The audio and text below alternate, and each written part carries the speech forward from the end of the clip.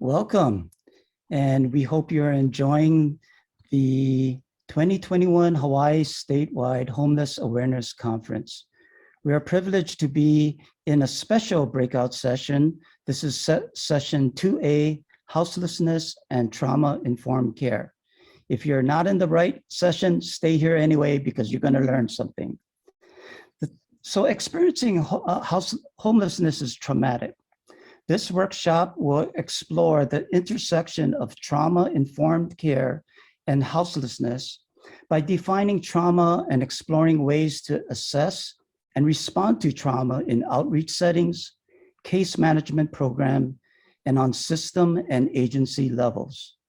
From adverse childhood experiences to implementing trauma-responsive services, participants will leave with tools that can be implemented to reduce the impact of trauma and support post-traumatic growth. Joining us today are three well-versed panelists that will share their insights and give additional understanding to this topic. First, let me introduce Heather Lusk. Heather Lusk, with a master's in social work, is the executive director of the Hawaii Health and Harm Reduction Center, which is the outcome of a recent merger between the Life Foundation and the Community Health Outreach Work Project, known as CHOW. Heather has 25 years of experience dedicated to reducing health disparities and stigma as it relates to HIV, viral hepatitis, and other chronic conditions linked to substance use. As the chair with Partners in Care, Heather works diligently to support systems integration and the intersection of mental health, substance abuse, homelessness, chronic health conditions, and the criminal justice system. Welcome, Heather. Also joining us is Kunane Dreyer. He is the LGBT Program and Capacity Building Manager at the Hawaii Health and Harm Reduction Center. Kunane Dreyer is a leader within the LGBTQI community. Kunane has worked in the field for 18 plus years, providing HIV and HCV testing and prevention services, smoking cessation, and most recently working with individuals experiencing houselessness. Kunane also provides capacity building and training with a focus on harm reduction throughout Hawaii and the US affiliated Pacific Islands. Kunane is a graduate of the University of Hawaii at Western Oahu with a bachelor's in public administration. Kunane is a recipient of the Pacific Business News 2019 Business of Pride Award. He continues to build and foster community relationships in both his professional and personal life. Welcome, Kunane. And finally, joining the panel, we have Tina O. She's the Homeless Outreach Coordinator at the Hawaii Health and Harm Reduction Center. Tina O started as a homeless outreach worker in 2018 and held positions as a lead case manager and COVID isolation team lead. Tina is working towards her bachelor's degree in 2022 and has a PhD from lived experiences from the streets of Chinatown. Tina's passion is serving the marginalized community, getting to know each individual she works with, and hearing their stories to better support them. Welcome, Tina. And we'll begin as I turn over the session to Heather. Welcome, Heather. Oh, thank you so much, Daniel, for that very warm welcome. And aloha, everybody. Happy Aloha Friday. Just want to take a moment to honor all of those that have come before us and just bringing the spirit of everybody that has contributed to addressing houselessness into the space with us today. As Daniel said, my name is Heather, and I'm here with Kunane and Tina.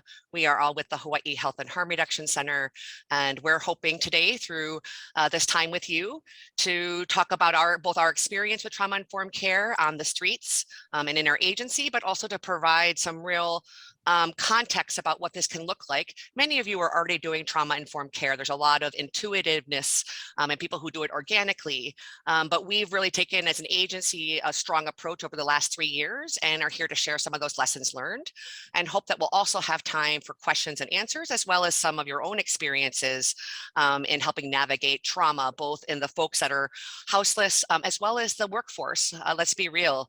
I bet most of us, I know myself, are still struggling with the trauma of COVID and the impact on our unsheltered community.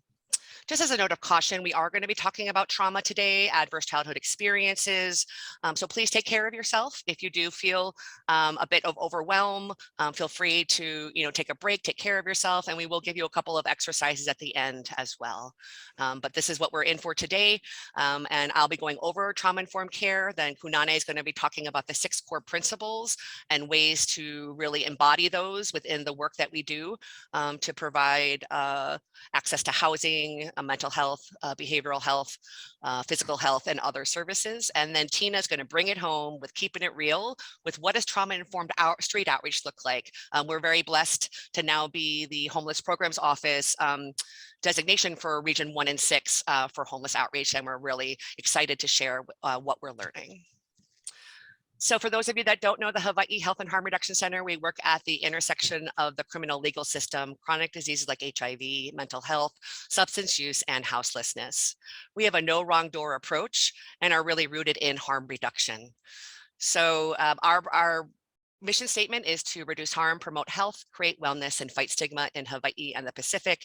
And just really noting that trauma informed care and harm reduction are very integrated in the fact that not only is trauma-informed care one of the theories that harm reduction is based upon, but it is a very integrated and a collaborative way to be working with folks. And so we'll talk about those synergies of both harm reduction and trauma-informed care. This is our definition of harm reduction.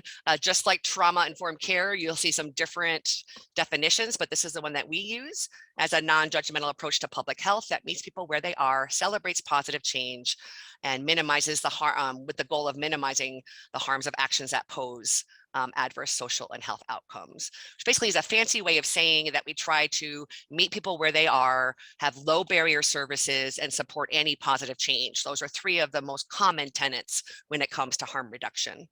As I mentioned, in addition to trauma-informed care, harm reduction also has hierarchy of needs, which I know many of you on the line are very familiar with, the fact that we need to serve. For example, if folks aren't housed, it's very hard for them to meet self-actualization or love and belonging needs. And then the other main theory as well as intervention that harm reduction builds upon is motivational interviewing. And again, knowing that many of you are very proficient in that. But we're here today to talk about trauma-informed care. So what is a definition? This is probably the most commonly used definition from SAMHSA, the Substance Abuse and Mental Health Services Administration. And it's really important to really focus on the 3 E's that I'm going to talk about in a moment: the event, the experience, and the effect. So individual trauma results from an event or series of events or set of circumstances experienced by individuals as physically or emotionally harmful or life-threatening that has lasting effects on that individual's functioning and, of course, their mental, physical, social, emotional, and spiritual well-being. We'll talk a little bit about a community level trauma later, because obviously there's also a link there, and a special generational trauma. In Hawaii, we have, people who have not only generations, but people who have been disposed from their land. And so there's just a lot of layers, but we'll just be touching the surface because we really want to get into what does the research say about how both within our agencies and on the streets and in our shelters and in our programs, we can both take care of our staff and those that we're working with from a trauma-informed lens. So as I mentioned, SAMHSA really unpacks trauma in the 3 E's. So there's the event or events. And so that goes into understanding that there's going to be a wide variety of types of events that may cause trauma. And so right now, actually, I'm going to ask you to put into the chat, or if you're in the platform, into the question box, what are some events that cause trauma in people that are homeless or houseless? So you can put that into the chat, but again, events could be everything from sexual abuse to violence. People often think of like 9/11 as that big collective event. homelessness being more of the toxic stress long-term events. And then we have things like job loss and death and grief. So trauma looks really different depending on the individual and the community, but it also, again, looks at how often does the event happen? Is it a repetitive event, a one-time event? How severe is the event? So it's really an individualized impact depending on, again, how often, the type of event, etc. But then it gets even more individualized in the experience.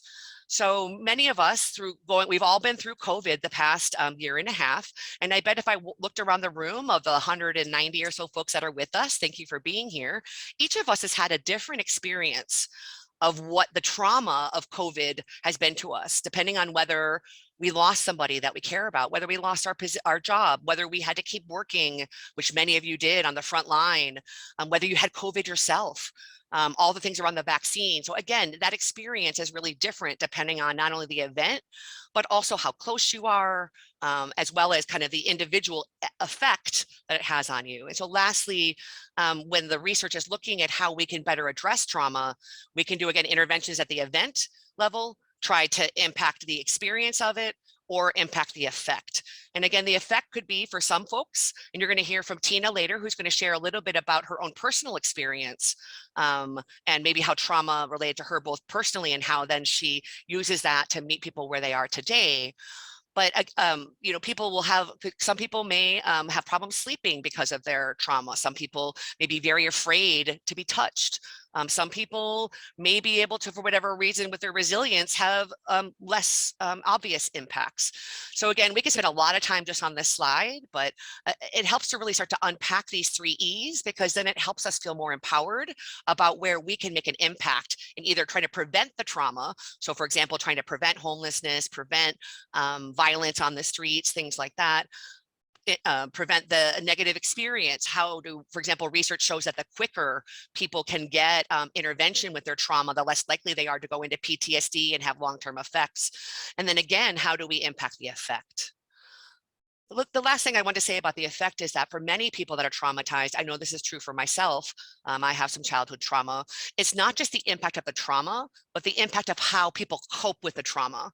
So, looking into the chat and seeing some of the ways that you all put in how getting people kicked out, grief, domestic violence, being treated as invisible, forced to give up their pets, abuse, being ignored when people walk by, abandonment, stability, rejection. Oh my gosh, just reading all of those makes my heart heavy. But then you think about the fact that each one of those could have a ripple effect in how they cope. So some of the coping mechanisms that we see, people may use substances, or they may isolate, or they may, hurt themselves, do self-harming behaviors, or they may not talk about their feelings, or all kinds of ways that in the moment takes care of that trauma, but maybe isn't long-term healthy for them.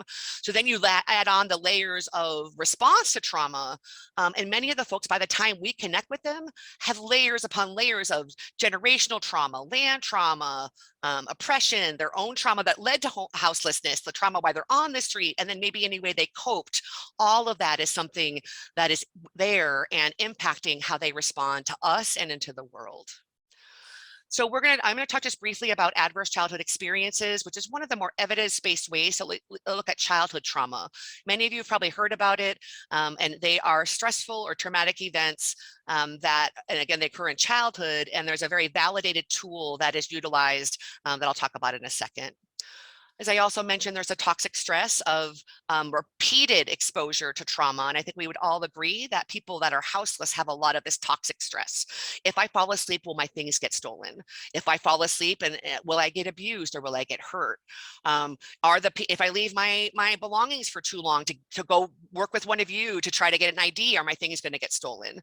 So all of that just kind of constant worry and hypervigilance of being, as many of you know, in the fight, flight, or freeze, because that kind of activation of that toxic stress, our brains are made, they were made to, thousands of years ago, when there was lots of wild boars all on our islands and maybe being a risk for us, our brains were made to say, oh, is there a risk? Let me ramp up and either flee, fight, or fight so that I can stay safe and survive.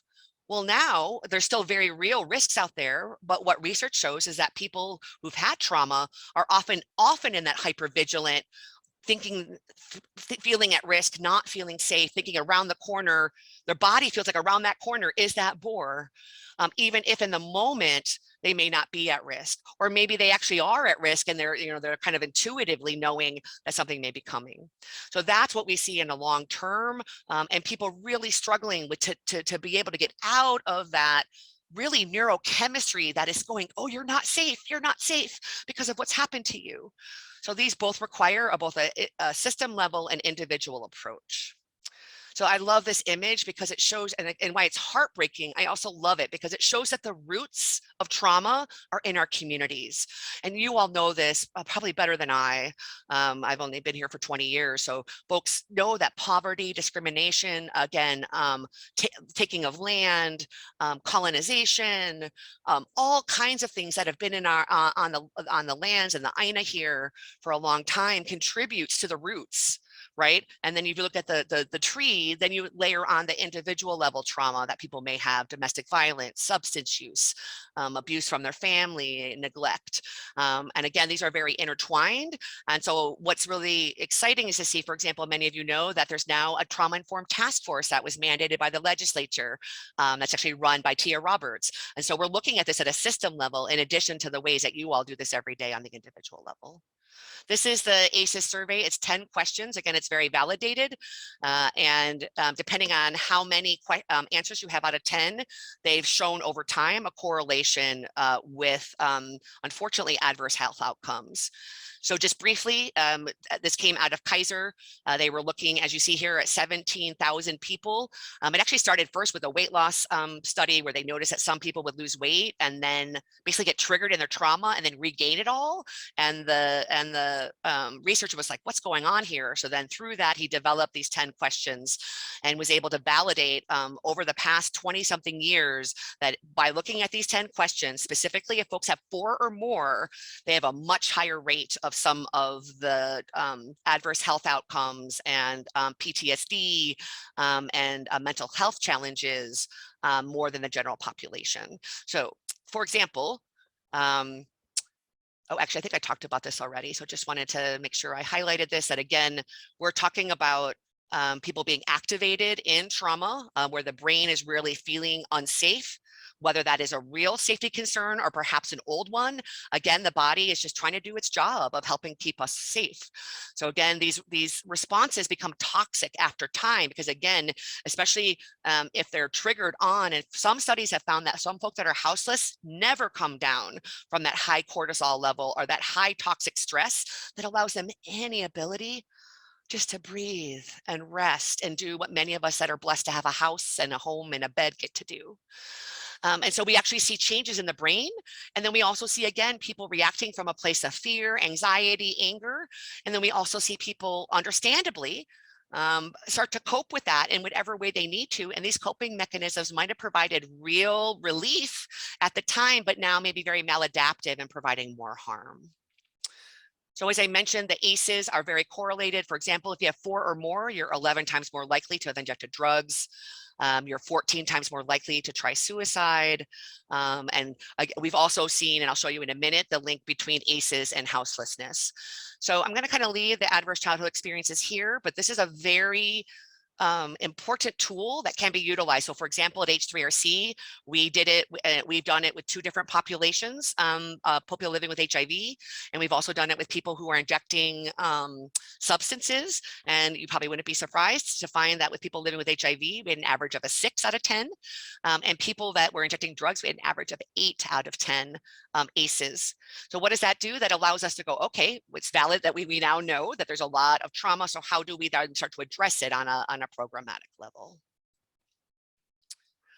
So the last thing I wanted to mention before I talked just briefly about homelessness and trauma and then turned over to Kunani and Tina for the real reason you're here, because they're going to really talk about how to move from this awareness of how prevalent trauma is and the ways it impacts us of moving into what can we do about it.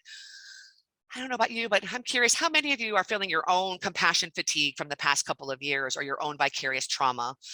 So as a reminder, the other layer of trauma is that those of us that work in this field can have vicarious trauma. And this is a process of change resulting from when we're empathic and we engage with trauma survivors and we hear the stories, we see the neglect on the streets, we see somebody ask for help and cycle through, we see all of the challenges that you all see every day. So it's a very natural that that we may experience that vicarious trauma. So at the end, we'll talk a little bit about how do we mitigate vicarious trauma while doing work in the very situation where there's trauma everywhere we turn. Secondly, again, working in this, we can, as we can try to cultivate compassion for everyone we meet, again, we can, more than burnout, actually stop we aren't able to cultivate the compassion anymore because we've been giving and giving and giving and seeing all this trauma and not having enough giving back to ourselves. So at the end, we'll also be sharing a few resources around preventing burnout, compassion fatigue, and vicarious trauma, and what agencies can do to better support their staff so they can build up their resilience and then get back out there to do the work that we know is so difficult. And especially outreach workers, I have so much respect for y'all because there's a lot out there that you see each and every day.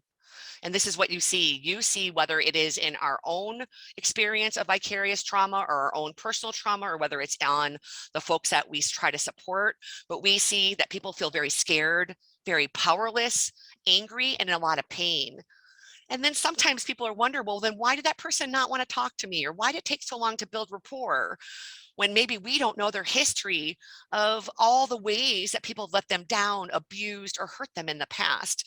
So again, being trauma informed allows us to take a step back and go, wow, that might not be about me, that they just called me a name or said this may be because they're traumatized. How do I then take a step back and try to reframe what I'm saying or be more patient to know that trauma informed means it may take somebody who's had trauma a while to trust that you have their best interest at heart. So the other big piece is that, again, some people are at more risk for trauma and some have more resilience. You heard Daniel mention trauma, post-traumatic growth. So one of our goals, hopefully, is to help people turn trauma, if it's already happened, instead of turning it into PTSD or post-traumatic stress disorder, how do we support post-traumatic growth? And there's a growing field identifying ways that some people, in fact, more than not, if they get the right support and resources, can actually turn trauma into something that they actually can grow from and get to new heights that they've never been able to reach before. And you're actually going to hear from Tina because I think she's a perfect example of post-traumatic growth. But risks contribute to how people both to getting traumatized and the impact of trauma, and then resilience mitigates the impact of that. So again, I love this image of a tree. On the barren side are all the things that go with trauma, right? That we have the health issues, the heart issues, the substance use, the fear, and all the ways that it's hard for people that are traumatized to respond. But then you also see that the more people have strong relationships, the more that they have connection. For young people, we often say it takes one adult in a young person's life to make that. So now I want you to put into the chat, what resilience do you see in our homeless community and in our houseless folks? Because I don't know about you all, I would not survive probably a night on the streets, for real. I have so much awe at times for people that are able to navigate and build resilience while facing some really insurmountable. So what do you see out there, or what do you see with people that struggle with houselessness that you see as a resilience, that's a strength that really could support them if translated in a way to help them be healthier? And Tina's going to talk a bit more about some of those resilience that we can build both in ourselves, in our workforce, and in the community. And then before I turn over to Kunane, you all know this already, so I'm not going to highlight it too more, but being houseless is very traumatic. Not only does the research show that people that are houseless, before they became even houseless, had significantly higher scores on the adverse childhood experiences. Look at this, 77% of men and 85% of women that were houseless had one or more ACEs. So again, that's not even counting the homelessness, but then you layer on the toxic stress, of the trauma of losing your home, that compounds that trauma. Then you add many of you mentioned the dehumanization that happens when you're houseless, people walking by you and not even acknowledging you. And then you add on what happens while you're out there, which is the increase in violence and assault, maybe people stealing your possessions. So I'm going to ask us just to take a deep breath together, because that's a lot that we're handling, both again with our workforce and on the streets. But we're going to pivot here from this dark side, from these challenges, to spending the whole rest of the time about what can we do individually and as a system and within our agencies to promote resilience, to promote that post-traumatic growth, and to make it safer for everybody to engage in a situation that nobody would ever ask to be put on anybody. So on that, I'm going to introduce Kunane Dreyer, who is actually in charge of our homeless outreach program, to take it away and talk about the SAMHSA 6 principles to trauma-informed care and what we can do, again, to build resilience both internally and with those that we work with. Thanks, Kunane.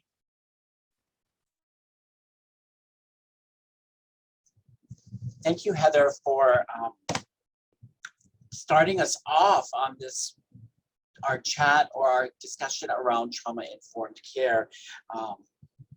And you know, so everyone, let's talk about what does that really look like for us internally as a program or as an agency, where in the workplace, but then also what that looks like for our communities that we're serving, right? So SAMHSA and CDC put together these 6 guiding principles to trauma-informed approach.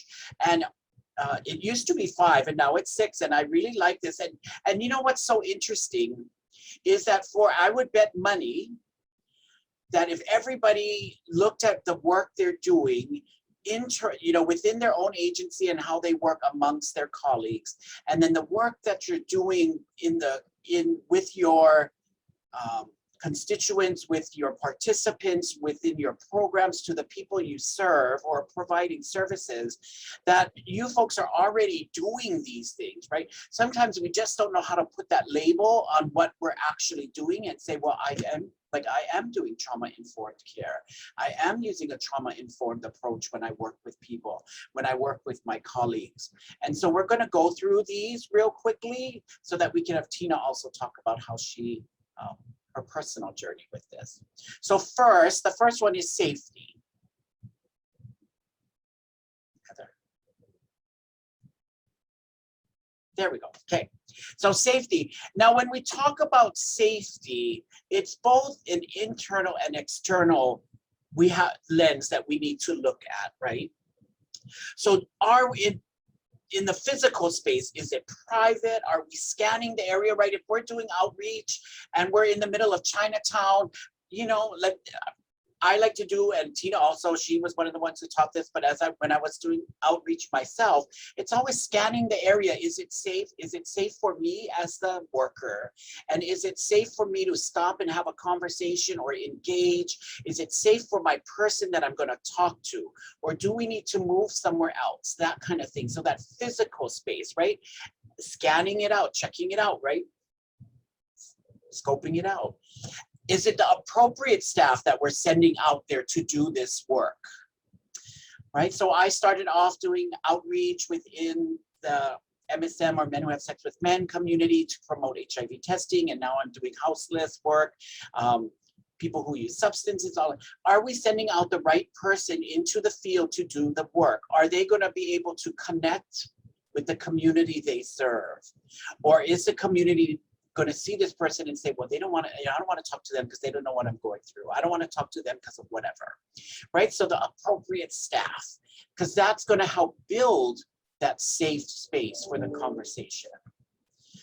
Always having an exit plan, right? If we have to leave, whether it's just you or it's you and your person, what is that exit plan? How do I get out of this area if needed, right? If there should be danger.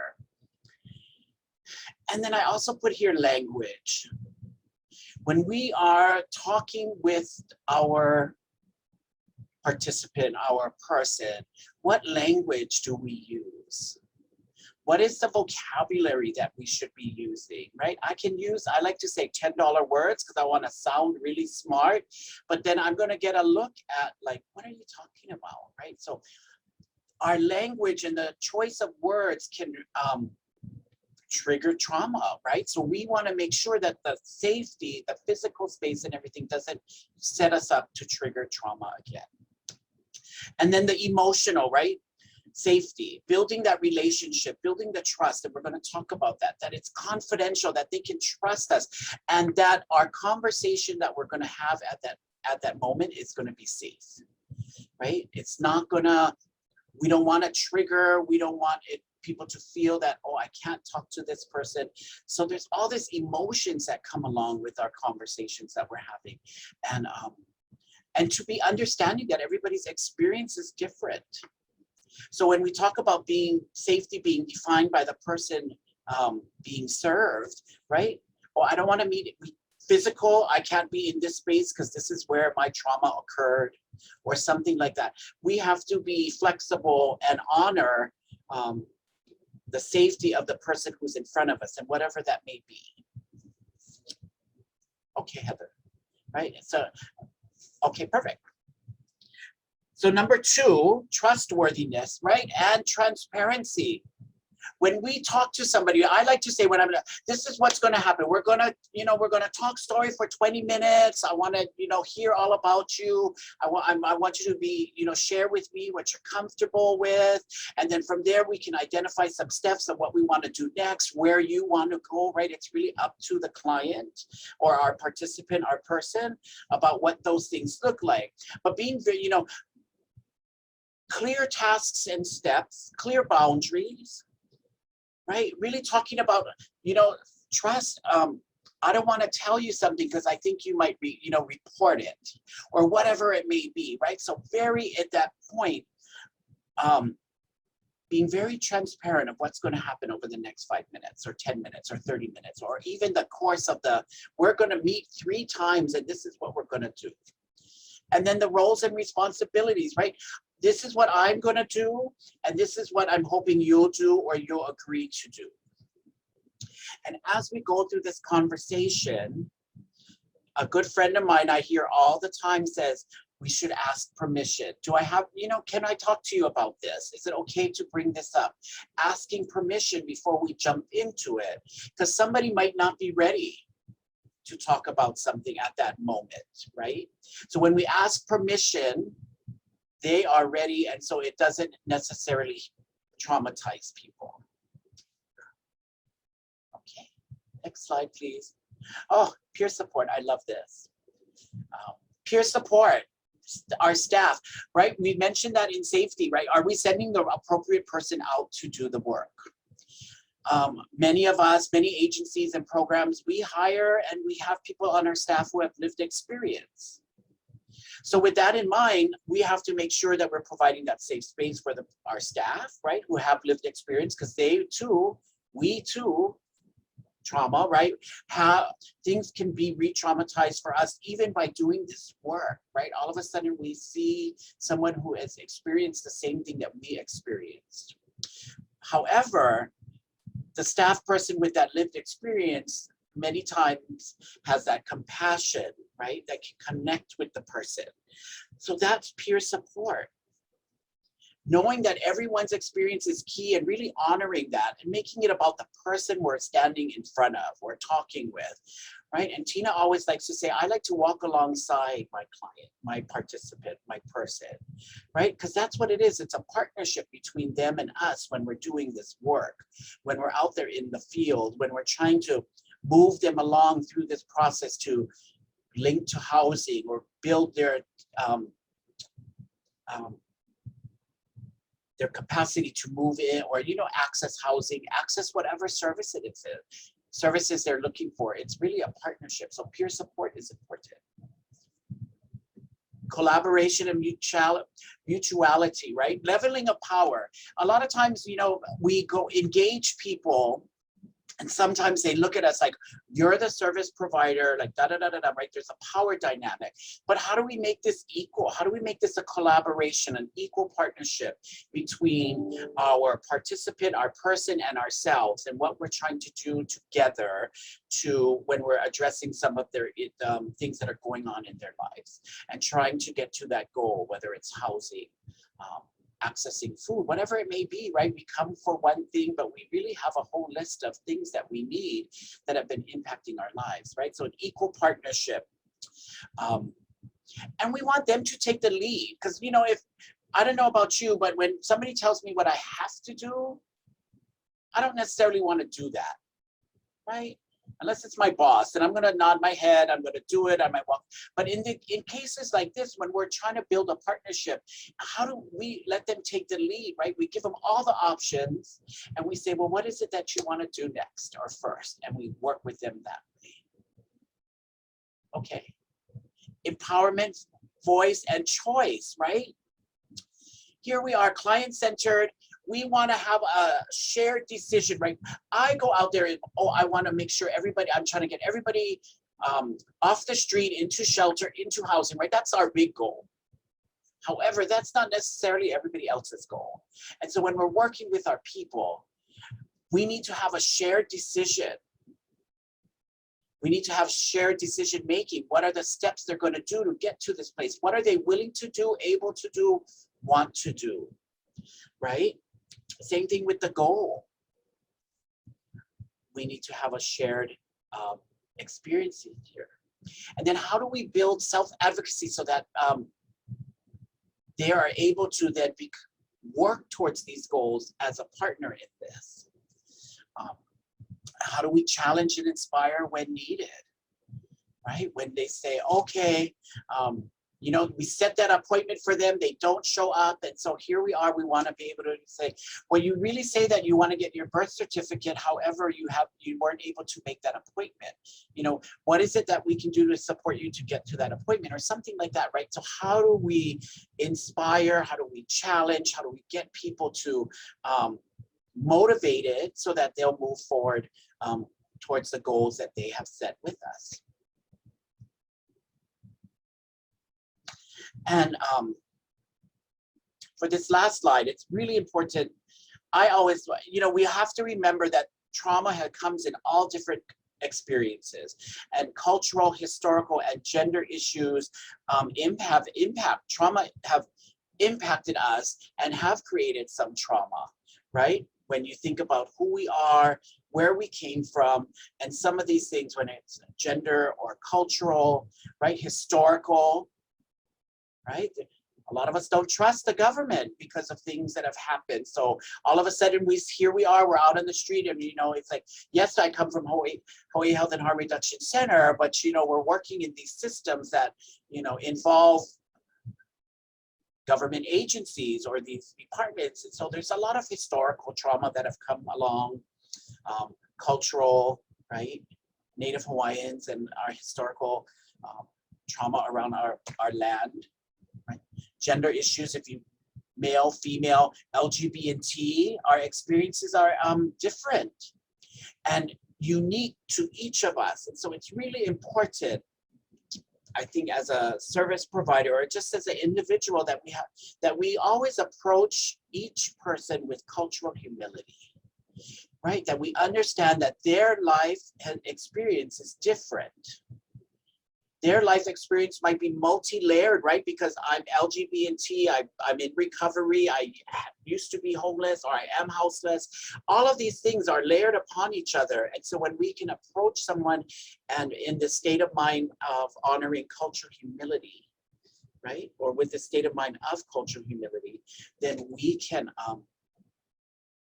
connect a lot better and be a little bit more understanding.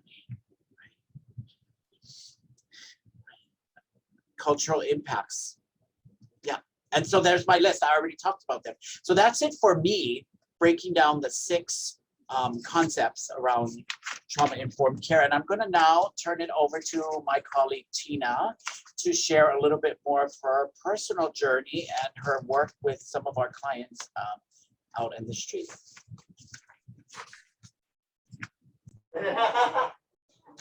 Aloha kako, I am Tina. Thank you so much, Heather and Kunani. Just a little bit about myself. So I come from a background of dysfunctional families. So my first remembrance of trauma is when I was 3 years old. So living in a household of dysfunctional trauma, I ended up being homeless in the early 90s. So I self-medicated myself from the age of 12, and beginning of 1990 to 2007, I was homeless on the streets of Chinatown. I am a 3-time survivor of attempted suicide, and I'm okay now. I'm okay. So what happened to you, right? When people used to ask me, why are you acting that way? What is wrong with you? There's a whole laundry list, right? That I could tell someone, but there was no solution. So the approach that I use is, what happened to you? That way we can open up a dialogue and I can better help them, right? So I have a client, he wouldn't come to see me if he didn't have clean clothes. Instead of being or asking or saying, hey, you're homeless, why do you care what you're wearing, right? You ask, what happened to you, you know? And then you find out that when he was younger, he was bullied for having not clean clothes, right? So then my approach can be to better support him, to get donations and hold it for him. So when he has to come see me, it's like, hey, I have some clean clothes for you, right? Those are the approaches that we take. The trauma-informed care recognizes signs. Next slide, please. The trauma-informed care recognizes the signs and symptoms of traumatized clients to avoid re-traumatizing. So I would like to talk to you folks about one of my case studies, right? Sometimes trauma-informed care is not verbal. You can listen to their stories if you build rapport with them and stuff, but when you go into an encampment, where you've never been before, as service providers, we try to recognize signs that's nonverbal, so we know how to better serve them. So one of my case studies is a female in her 30s, where we walked up to where she was staying at. Male colleagues of mine started walking towards her, and she started running away. I could visibly see her shaking and running away. That gives me a clue that something traumatic has happened to her, and she won't do well with males. So I asked my male colleagues if they could leave the area. It was even visibly not being able to see them for this client. And then while trying to assess the client's needs, client was visibly still shaken. So once we removed all males from that area, client really calmed down, but she kept looking behind her for these males, right? So the traumatic was deep, right? So then what I had to do was remove her entirely from that environment. And we walked to a totally different place across the street. So sometimes it's not verbal. You can't get their stories right away, and you just have to assess and be very aware and observant to their body language if they can't speak to you. The 6 principles that Kunani went over, I would like to go over how we do it out there with our participants. So the safety, Konani mentioned that safety is number one for staff and also for clients. When they're not safe, we can't get any work done. And when they're not safe, they can't tell us what's really going on. So I will create whatever safety I have to. And the example I have is when we did night outreaches with law enforcement, right? Konani mentioned that, you know, a lot of people come from a background of mistrustment. So during our collaborated enforcements with HPD, the only means to transportation into shelter was patrol cars. And I would always go with the participants in the patrol car. I sat with them in the back of the patrol cars to let them know, hey, you're safe with me and we're taking you somewhere safe. So I used to ride with them in back of the patrol cars. The trustworthiness and transparency. It's not only being transparent with, hey, these are the services that we can provide for you, but it's also being very, very clear what you can't help them do or what resources that are not available to them. And I find that they are more, they appreciate that more because they come from a place where people promise them a lot of things and don't follow through. So if you're really upfront with them from the beginning and say, hey, these are the things that we may be able to provide for you, help you, but I'm very clear on these are the things that I can't do for you, like give you money, right? And they appreciate that. Peer support is also honoring their own experience with non-judgment and really, really listening to them tell their own stories. It's a partnership. We let them drive their own bus, and I am only there to help them navigate the roads to get them to where they want to go, right? The empowerment. Participants choosing their own pathway to their goals and also honoring why they can't sometimes make their appointments, right? We don't know what's going on, right? So it's really honoring their experiences of what they're struggling with or what they're going to, and being very open and understanding why sometimes they have to miss other appointments, right? And then figuring out something that works collaboratively with them to help them make their appointments.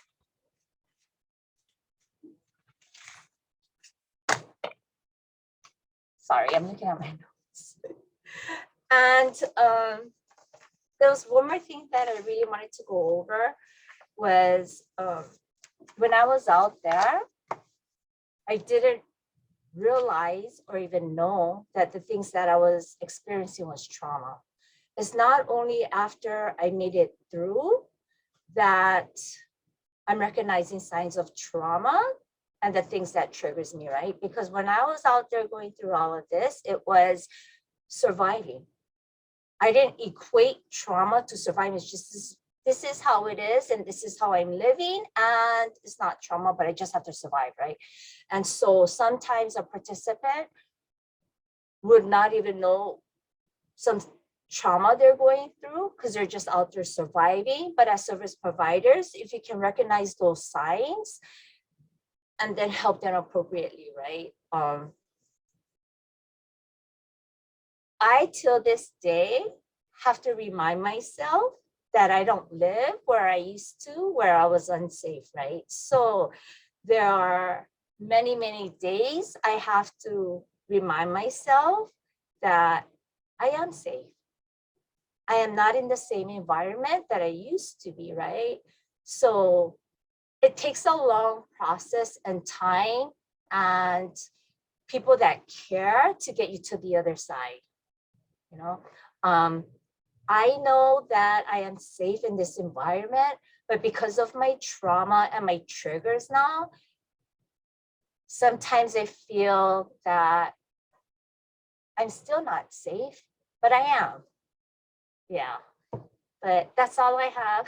Thank you. Oh, Tina, thank you so much. We will have some time for questions, and I have a feeling many of them are going to be for you, but thank you for sharing both your personal experience, and thank you for building upon your experience and really making sure that your particular perspective on outreach is trauma informed. I really highly, by the way, if you do outreach, I would highly encourage you to go out with her sometime. It is quite an experience. The last thing we want to talk about, and Tina started to allude to it, is that many of us that are drawn to this field have trauma. And so, and even if we don't have trauma coming in, working in this field is very traumatic because we see so much suffering and so much pain. And it's so the other piece that we want to end with is what can we do at agencies to reduce the vicarious trauma for our staff? And these are some of the things that we're doing at H3RC. And really, I take it as a personal mission to really try to create H3RC as a sanctuary that all of the staff can go and do this work and help support people and walk alongside them and witness them and honor them and empower them, and then come back and get filled up by their coworkers, themselves, and that. So some of that is getting really. I'm a strong believer in, and Tina can attest to this, of clinical supervision and self-care. One of the biggest things we know about vicarious trauma and also our ability to be compassionate to people with trauma is to know our own self.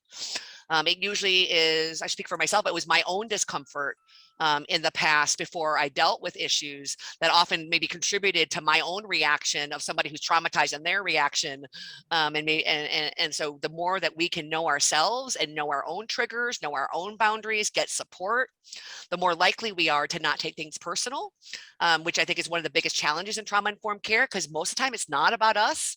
Again, it's about the person feeling unsafe because of their own trauma. We may do something to contribute to it, but all we can control is a process between us and them. So knowing ourselves, taking care of ourselves, research does show that really helps us be able to provide trauma-informed care as well as manage our own trauma so that we aren't harming ourselves, or therefore, I don't know about y'all, but when I'm really burned out, that's when Kunane was talking about that he listens to his boss, and I hope I don't get too snarky, Kunane, with you. But if I don't manage my own trauma, I may be unintentionally causing trauma to someone like Kunane on my own team without meaning to. Obviously, we talked about motivational interviewing, which is an example. That's a very trauma-informed approach because for example, trauma-informed care, motivational interviewing says that when people are resistant, that actually it's more about us as the person who's working with them and not about the individual. That resistance means I need to change what I'm doing, not that you need to change as the person that I'm trying to support.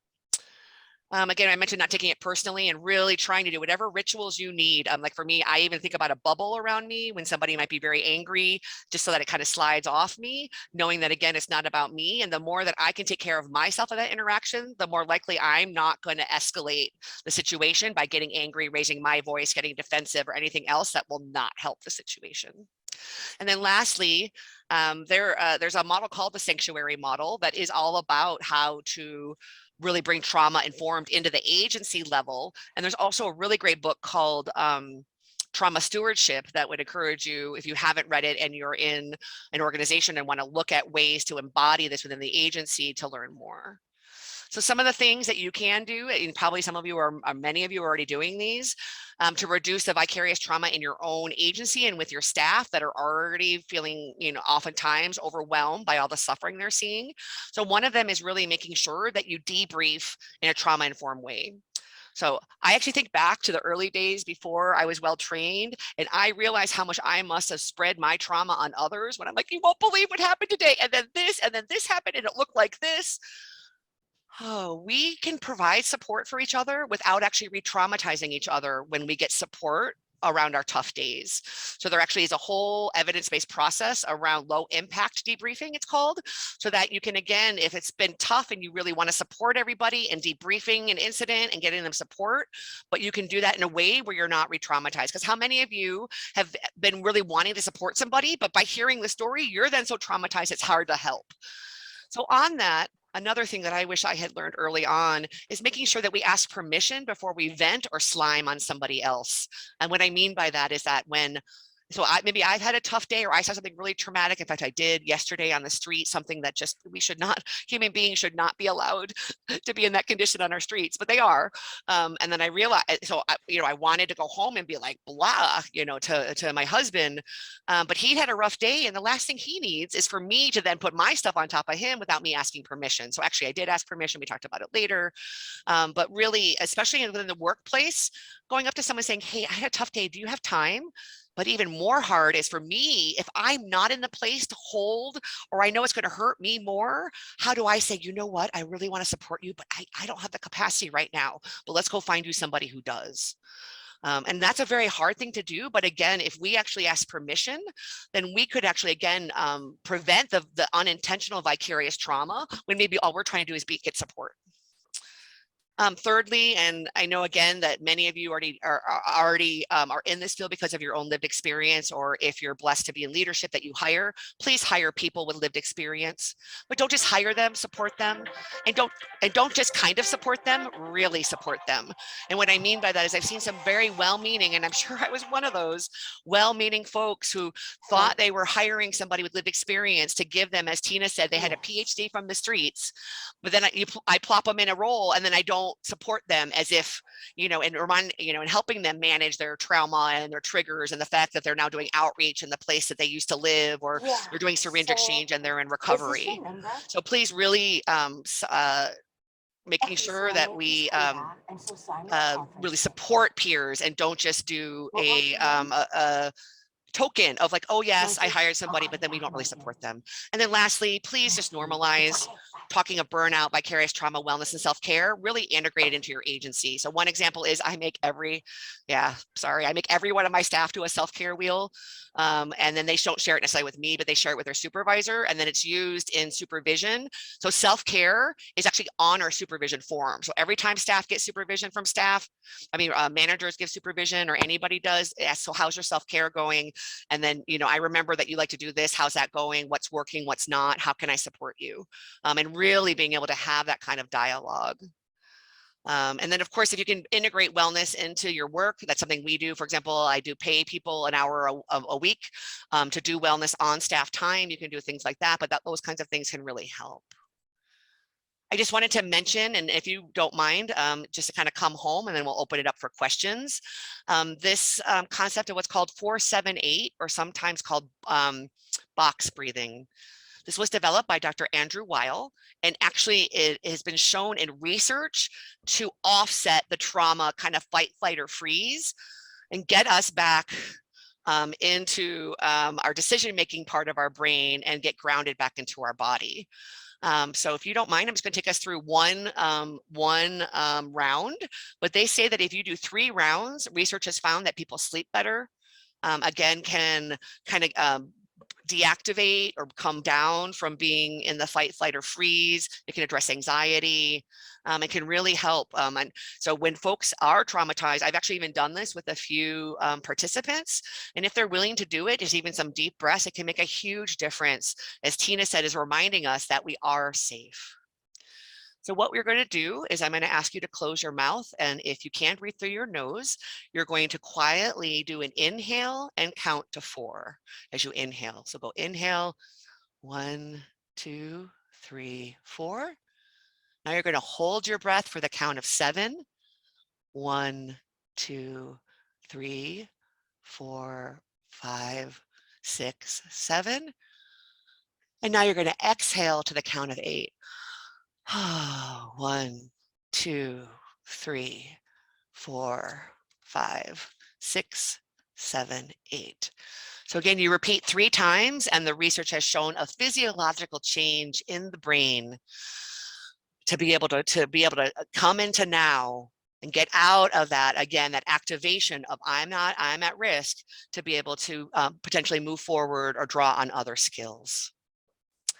Please check out our website for more information about our services and ways to refer people to us. We are in Kaka'ako, but again, you'll often see our folks on the street or in our new medical mobile unit. And a big shout out to Katie Miller, who shared all of these trauma-informed resources from USICH and HUD and SAMHSA.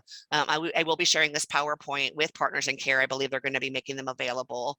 But lots of good trauma-informed things from HUD, HHS, and USICH. So we're going to end there. And Daniel, can you let us know if there's any questions in the question box? We'll also invite you to put some into the chat box, because we only have a few minutes, but would love for you to ask. Oh, we have time for one question. So are there any, Daniel, forgive me. There's none in the conference chat box. Okay, does anybody, yes, you have to take a break for self-care. Yes, very good. So, but please, Tina and Kunane, can you please put your email addresses in the chat box for folks that may want to access it? If you also go to our website, you can contact us that way. But on behalf of Tina and Kunane, thank you so much for all that you do to make a difference in lives. Thank you for taking care of yourself, because we need you to continue to do this fight. And thank you for taking time to join us today. Aloha, enjoy your break. Please take some deep breaths, maybe some water, some stretches, and then get back to your sessions in another 15 minutes. Aloha. Aloha.